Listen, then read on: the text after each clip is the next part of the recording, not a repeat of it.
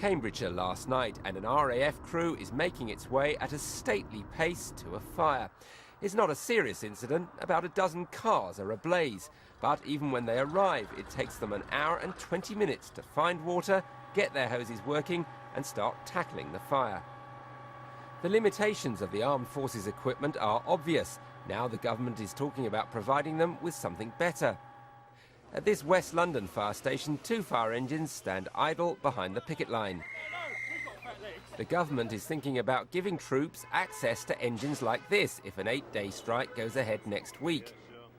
The senior firefighter here showed me the 80-page manual for this vehicle and said training someone to drive it couldn't be done in just a matter of days. And what would your attitude be if you're standing here on the picket line and the army kind of marched in and took these away?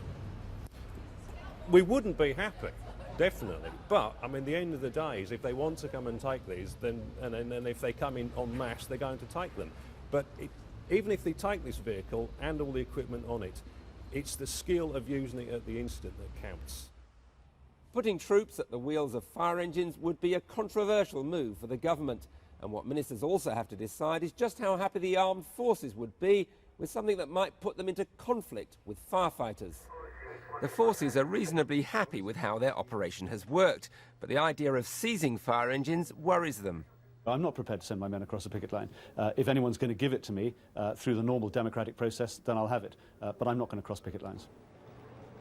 The union's leader, Andy Gilchrist, leaving Belfast as he nears the end of a nationwide tour, says the government shouldn't be raising the temperature of the dispute. But as ministers left this morning's meeting of the Cobra Emergencies Committee, they were hoping that applying pressure would force the union back into talks.